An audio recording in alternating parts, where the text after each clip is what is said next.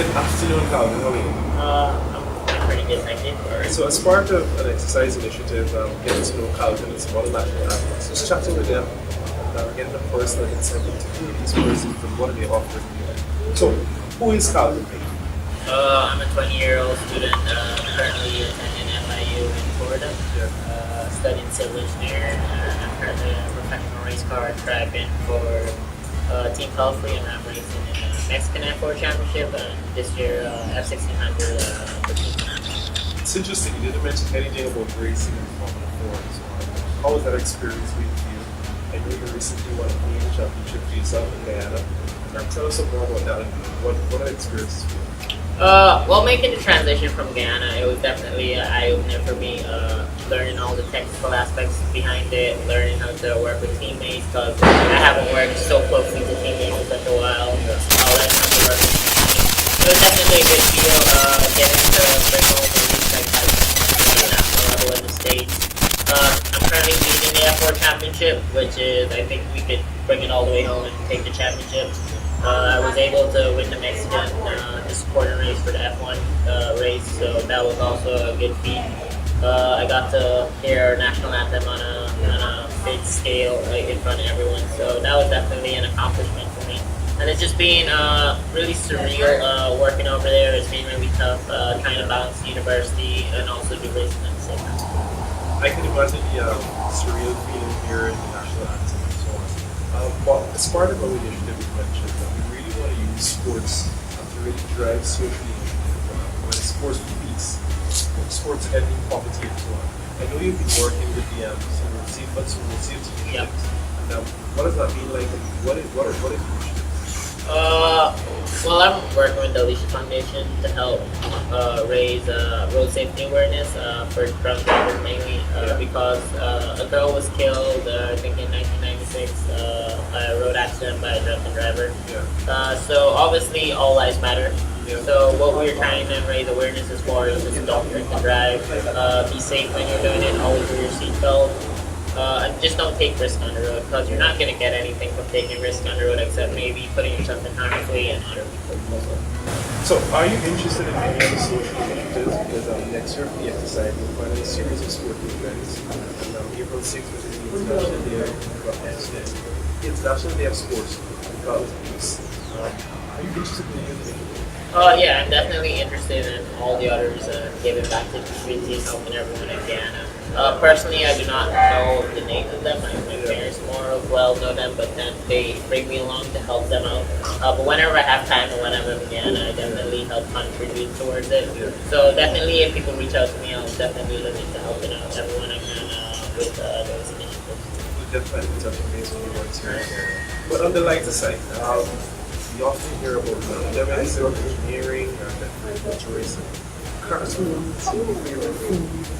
Shows, are you interested or do you have the time to do these things? Personally, I do not have the time for it when I'm abroad, but obviously when I come on holiday like I am now in Guyana, it's definitely a good time to get back get back to the So personally for my favorite food, I like curry. I like everything does. For TV shows, I'm not really a TV person. I don't have time.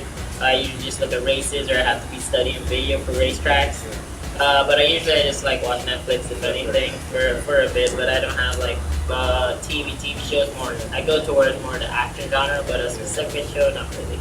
But I love cricket. I played a few games in my time. And of course I had my idols person when it comes to the most racing view. Who is that person who something really gave you drive to continue? Well, when I was younger, I used to look at F1 on the weekends with my parents in their room upstairs.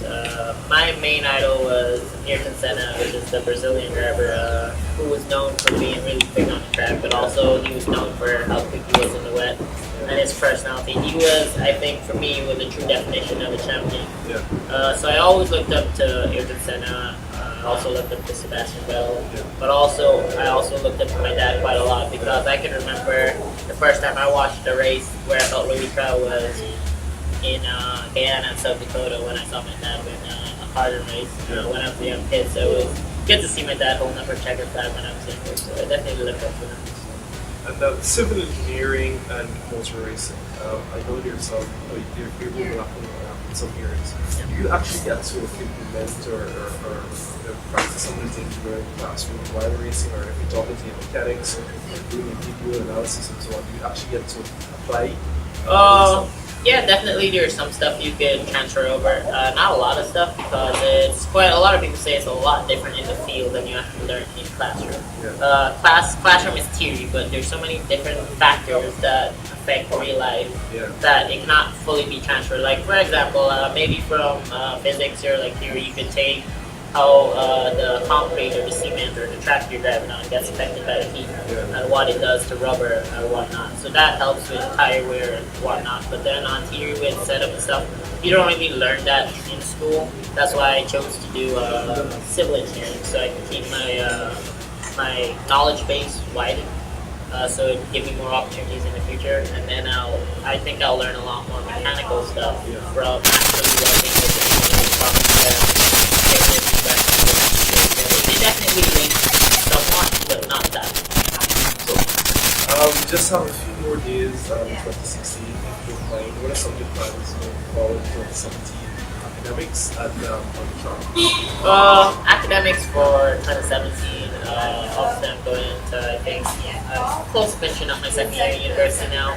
I already have booked my classes. I try to book all of them on Tuesday and Thursday so I can fly out immediately after to get to my races and back. So definitely I'll continue my studies in civil engineering. I think I'm taking mainly physics in my classes next semester. And on the racing side, I'm looking forward to closing up the F4 championship. Hopefully we could break home the whole championship and put our name to the title. Also, we are going into USF 2000, which is the equivalent to Formula 3 in Europe. And for me, I think that's a serious thing next year because we're racing alongside IndyCar, which is in front of 300,000 people every weekend. So it's quite a lot of pressure coming from outside, with sponsors, with media, with all the fans. So definitely be a big pressure. But next year is also where all the drivers, the top drivers, come from Australia, from China, from Europe. They all go into F3, and that's where a lot of F1 drivers, such like Max Verstappen and now the new driver Lance Stroll are coming from. So to win that championship would mean a lot. If we could do really well next year, that would be great. And I must ask, we talked about your transition from Guyana to racing like Mexico and the US. How did you make that transition to compose yourself in a Formula 4 car? So I would imagine one of your fathers currently rode it. So how do you make the transition to compose yourself? And I'm not speaking because I know you go and switch into the shots and so on. How do you make it? Well, at the end of the day, you have to think of it like this. What is there to gain from speeding on the road? Personally, to me, on the track, you're going fast. Yeah. But you take calculated precautions. You're around people that are going the same speed as you. So everything, even though it's not always expected, we can react towards it. Yeah. When you're on the road, if you go fast, you're not really gaining anything from it. You're not going to win a trophy. You're not going to rank first place. You're not really going to get anything from it except maybe put yourself in harm's way and then put other people in harm's way. So I just think of it like that. What is it worth to put in my life? What is it worth just for speeding on the road? So, all right, it's really good. Youngster like yourself, highly accomplished in the academic field and on the track. By wrapping up, do you have any messages to youngsters in Guyana? It's racing, cricket, football, sports in general. A general message? A general message for me would be if you have a dream, just keep pushing for it no matter what anyone says. Never give up, and then always try to stay in school, stay educated, and just be safe with whatever you do, whether it comes to road safety or just being safe in life with what you do. Try to make the right decisions along your life and you'll go far. Calvin, thanks for supporting me Thanks very much. giving us this opportunity. I've been doing successful 2017, and I hope when you get into the Formula 1 arena, give us the exclusive again to have a chat. Okay, well, thanks very much. Thank you.